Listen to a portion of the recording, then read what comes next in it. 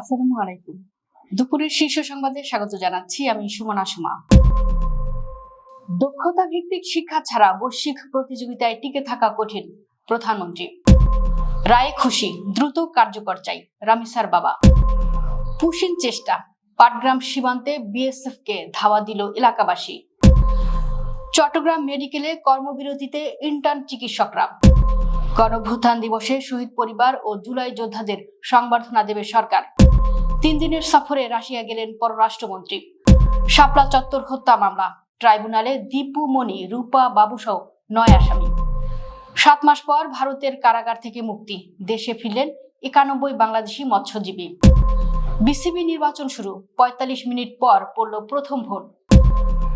17 অঞ্চলে ঝড় বৃষ্টির আভাস, নদী বন্দরে 1 নম্বর সতর্ক সংকেত। লেবাননে 2 ইসরায়েলি সেনা নিহত। শুনছিলেন শিরোনাম, এবার বিস্তারিত। দেশের শিক্ষা ব্যবস্থাকে সনদ নির্ভর ধারা থেকে বের করে দক্ষতা ভিত্তিক প্রযুক্তি নির্ভর ও কর্মমুখী শিক্ষায় রূপান্তরের উপর গুরুত্ব আরোপ করেছেন প্রধানমন্ত্রী তারেক রহমান। তিনি বলেছেন, শিক্ষা দীক্ষা, জ্ঞান, বিজ্ঞান ও প্রযুক্তিতে নিজেদের প্রস্তুত করতে না পারলে ভবিষ্যতের বৈশ্বিক প্রতিযোগিতায় টিকে থাকা কঠিন হয়ে পড়বে। একই সঙ্গে তিনি মনে করেন, কৃত্রিম বুদ্ধিমত্তা, সাইবার নিরাপত্তা, ফরেনসিক বিজ্ঞান, প্রোগ্রামিং, ডিজিটাল উদ্যোক্তা উন্নয়ন, ডিজিটাল যোগাযোগ, জ্ঞানী ও সক্ষমতা বৃদ্ধি, উপস্থাপন দক্ষতা, নেতৃত্ব এবং আর্থিক সচেতনতার মতো দক্ষতাগুলো ছাড়া আধুনিক শিক্ষাক্রম পূর্ণাঙ্গ হতে পারে না। রবিবার 7 জুন জাতীয় বিশ্ববিদ্যালয়ের পাঠ্যক্রমে দক্ষতা ভিত্তিক শিক্ষার অন্তর্ভুক্তি শীর্ষক জাতীয় প্রশিক্ষণ কার্যক্রমের উদ্বোধনী অনুষ্ঠানে প্রধান অতিথির বক্তব্যে এসব কথা বলেন প্রধানমন্ত্রী। অনুষ্ঠানে শিক্ষক, শিক্ষাবিদ, শিক্ষার্থী এবং সংশ্লিষ্ট ব্যক্তিবর্গ উপস্থিত ছিলেন। প্রধানমন্ত্রী বলেন, দেশের শিক্ষা ব্যবস্থার অতীত, বর্তমান ও ভবিষ্যৎ সম্ভাবনা নিয়ে আলোচকদের বক্তব্য থেকে গুরুত্বপূর্ণ তথ্য পাওয়া গেছে। দীর্ঘ 1.5 দশকের বেশি সময় ধরে চলা ফ্যাসিবাদী শাসন শুধু জনগণের গণতান্ত্রিক রাজনৈতিক অধিকারই কেড়ে নেয়নি, শিক্ষা ব্যবস্থাকেও প্রায় ধ্বংসপ্রাপ্ত অবস্থায় নিয়ে গিয়েছিল। রাজধানীর মিরপুরের পল্লবীতে 8 বছরের শিশু রামিসার ধর্ষণের পর গলা কেটে হত্যার মামলায় আসামি সোহেল রানা ও তার স্ত্রী স্বপ্না খাতুনকে মৃত্যুদণ্ড দিয়েছেন আদালত। এই রায়ে সন্তুষ্টি প্রকাশ করেছেন রামিসার বাবা আব্দুল হান্নান মোল্লা। তিনি বলেন, আমরা প্রত্যাশিত রায় পেয়েছি, যত দ্রুত রায় কার্যকর চাই। রোববার 7 জুন ঢাকা মহানগর শিশু সহিংসতা দমন ট্রাইব্যুনালের বিচারক মাসরুর সালেকিনের আদালত এ রায় ঘোষণা করেন। এরপর আদালত প্রাঙ্গণে সাংবাদিকদের সঙ্গে আলাপকালে এসব কথা বলেন রামিসার বাবা। রামিসার বাবা বলেন, আমরা প্রত্যাশিত রায় পেয়েছি। এই রায়ে আমাদের আশা ও আকাঙ্ক্ষা মিটবে। রায়ে আমি শতভাগ খুশি হয়েছি। প্রধানমন্ত্রী দেওয়া সময়ের মধ্যেই আমরা কাঙ্ক্ষিত রায় পেয়েছি। বিচারপতি, পুলিশ প্রশাসন ও সাংবাদিক সহ দেশের সব মানুষ যারা আমার এবং আমার পরিবারের বিপদের সময় পাশে ছিলেন, আমি সবার প্রতি কৃতজ্ঞতা জানাই। তিনি বলেন, আমার মেয়ে হত্যার যে রায় আদালত দিয়েছেন, সেই রায় আমরা দ্রুত কার্যকর দেখতে চাই। লালমনিরহাটের পাটগ্রাম সীমান্তে ভারতীয় সীমান্তরক্ষী বাহিনী বিএসএফ মানসিক ভারসাম্যহীন এক ব্যক্তিকে বাংলাদেশে পুশিনের চেষ্টা করেছেন। এ সময় ক্ষুব্ধ এলাকাবাসী লাঠি সোঁটা নিয়ে বিএসএফ সদস্যদের ধাওয়া করে সীমান্তে উত্তেজনাকর পরিস্থিতির সৃষ্টি হয়। পরে বিজিবি সদস্যরা স্থানীয়দের নিবৃত্ত করে পরিস্থিতি নিয়ন্ত্রণে আনেন। শনিবার বিকেলে শ্রীরামপুর ইউনিয়নের আজিজপুর সীমান্ত এলাকায় এ ঘটনা ঘটে।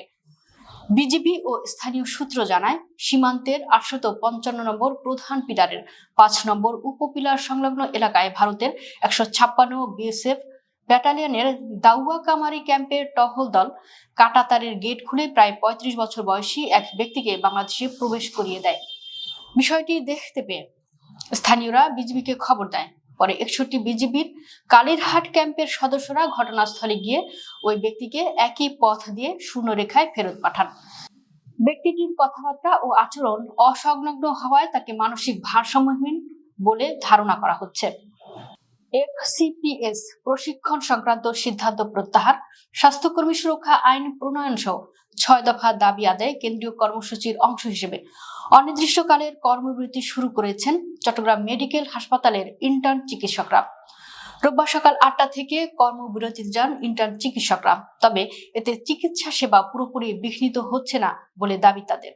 এদিকে দাবি আদায়ে বেলা 11:30টায় মেডিকেল কলেজ হাসপাতালের ভবনের নিচে অবস্থান নিয়ে বিক্ষোভ দেখিয়েছে ইন্টার্ন ডক্টরস অ্যাসোসিয়েশন। অ্যাসোসিয়েশনের সভাপতি সাকিব হোসেন বলেন, 6 দফা দাবি আদায়ে সারা দেশের সব মেডিকেল কলেজ হাসপাতালে একযোগে কর্মবিরতি কর্মসূচি ঘোষণা করা হয়েছে। তার অংশ হিসেবে আমরাও চমেক হাসপাতালে কর্মবিরতি পালন করছি।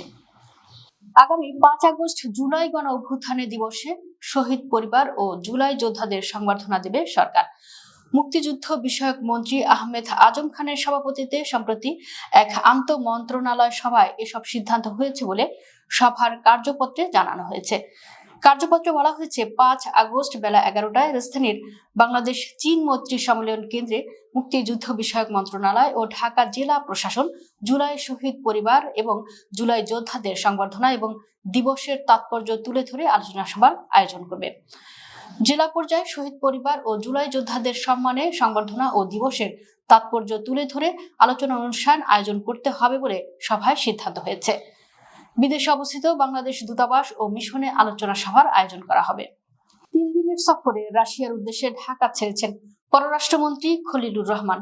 রোববার 7 জুন সকালে তিনি মস্কোর উদ্দেশ্যে যাত্রা করেন। পররাষ্ট্র মন্ত্রণালয়ের এক বিজ্ঞপ্তিতে এ তথ্য জানানো হয়েছে। জাতিসংঘ সাধারণ পরিষদের সভাপতি নির্বাচিত হওয়ার পর এটি খলিলুর রহমানের প্রথম বিদেশ সফর। সফরে তার সঙ্গে রয়েছেন প্রধানমন্ত্রীর পররাষ্ট্র বিষয়ক উপদেষ্টা হুমায়ুন কবির।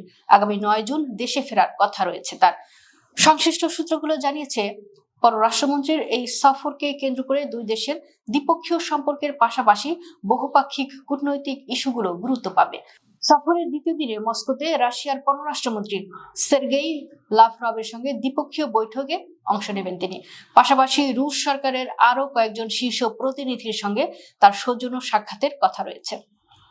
রাজধানীর মতিঝিলের শাপলা চত্বরে 2013 সালের 5 মে হেফাজতে ইসলামের মহাসমাবেশে সংঘটিত হত্যাকাণ্ডের ঘটনায় মানবতা বিরোধী অপরাধের মামলায় সাবেক মন্ত্রী ডাক্তার দীপু মনি সহ 9 আসামিকে আন্তর্জাতিক অপরাধ ট্রাইব্যুনালে হাজির করা হয়েছে। রোববার 7 জুন সকালে কারাগার থেকে প্রিজন ভ্যানে করে তাদের ট্রাইব্যুনাল 1-এ আনা হয়। ট্রাইব্যুনাল 1-এর চেয়ারম্যান বিচারপতি মোহাম্মদ গোলাম মর্তুজা মজুমদারের নেতৃত্বাধীন বিচারিক প্যানেলে এ মামলার তদন্ত প্রতিবেদন দাখিলের দিন ধার্য রয়েছে। প্রসিকিউশন সূত্র জানায়, এ মামলায় গত 14 মে সাবেক মন্ত্রী দীপু মনি, সাংবাদিক ফারজানা রূপা ও মোজাম্মেল বাবুকে গ্রেফতার দেখায় ট্রাইব্যুনাল। আজ নির্ধারিত দিনে তদন্ত প্রতিবেদন দাখিল হওয়ার কথা থাকলেও তদন্ত চলমান থাকায় প্রসিকিউশন থেকে আরও সময় চাওয়ার সম্ভাবনা রয়েছে।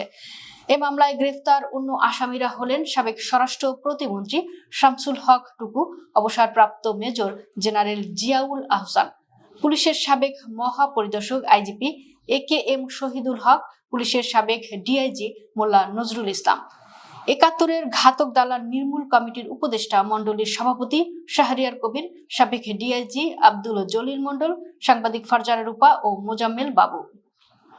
দীর্ঘ 7 মাসের বন্দী জীবনের অবসান ঘটিয়ে ভারতের কারাগার থেকে মুক্তি পেয়েছেন 91 জন বাংলাদেশি মৎস্যজীবী।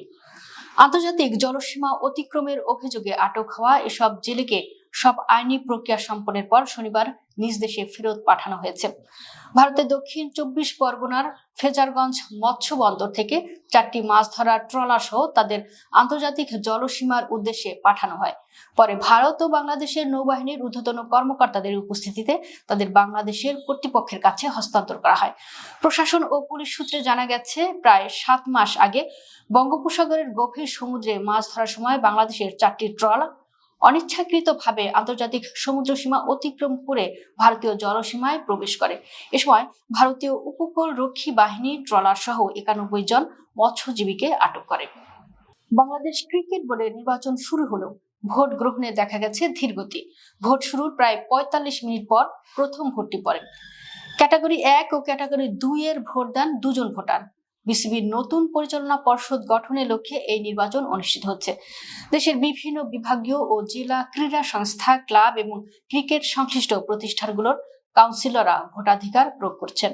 নির্বাচনে পরিচালক পদে একাধিক প্রার্থী প্রতিদ্বন্দ্বিতা করছেন জানিয়ে ক্রিকেটাঙ্গনে আগ্রহ রয়েছে বেশ। নির্বাচনের আগেই বিসিবি পরিচালক হওয়া নিয়ে নিশ্চিত হয়ে গেছে 8 জনের। রোববারের নির্বাচনে তাই ভাগ্য নির্ধারণ হবে মাত্র 15 জন পরিচালকের।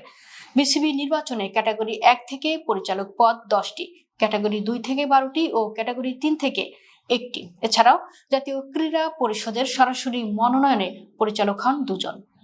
দেশের 17টি অঞ্চলের উপর দিয়ে ঘন্টায় 45 থেকে 60 কিলোমিটার বেগে দমকা বা ঝোড়ো হাওয়া সহ বৃষ্টি ও বজ্রসহ বৃষ্টির সম্ভাবনা রয়েছে বলে জানিয়েছে আবহাওয়া অধিদপ্তর। এ পরিস্থিতিতে সংশ্লিষ্ট নদী বন্দরগুলোকে 1 নম্বর সতর্ক সংকেত দেখাতে বলা হয়েছে। রোববার 7 জুন ভোর 5টা থেকে দুপুর 1টা পর্যন্ত দেশের অভ্যন্তরীণ নদী বন্দরের জন্য দেওয়া পূর্বাভাসে জানানো হয়, পশ্চিম বা উত্তর পশ্চিম দিক থেকে আসা ঝোড়ো হাওয়ায় অস্থায়ীভাবে বৃষ্টি বা বজ্রসহ বৃষ্টি হতে পারে। প্রভাবিত অঞ্চলের মধ্যে রয়েছে রাজশাহী, পাবনা, বগুড়া, ঢাকা, টাঙ্গাইল, ময়মনসিংহ, ফরিদপুর, যশোর, কুষ্টিয়া, খুলনা, বরিশাল, পটুয়াখালী, কুমিল্লা, নোয়াখালী, চট্টগ্রাম, কক্সবাজার ও সিলেট। এসব এলাকার নদী বন্দরগুলোকে 1 নম্বর সতর্ক সংকেত প্রদর্শনের নির্দেশ দেওয়া হয়েছে। আজ সকাল 7টা থেকে পরবর্তী 6 ঘন্টার পূর্বাভাসে বলা হয়েছে, রাজধানী ঢাকা ও পার্শ্ববর্তী এলাকায় আকাশ আংশিক মেঘলা থেকে অস্থায়ীভাবে মেঘলা থাকতে পারে। সেই সঙ্গে বৃষ্টি বা বজ্রবৃষ্টির সম্ভাবনাও রয়েছে। এ সময় দক্ষিণ বা দক্ষিণ পূর্ব দিক থেকে ঘন্টায় 10 থেকে 15 কিলোমিটার বেগে বাতাস প্রবাহিত হতে পারে।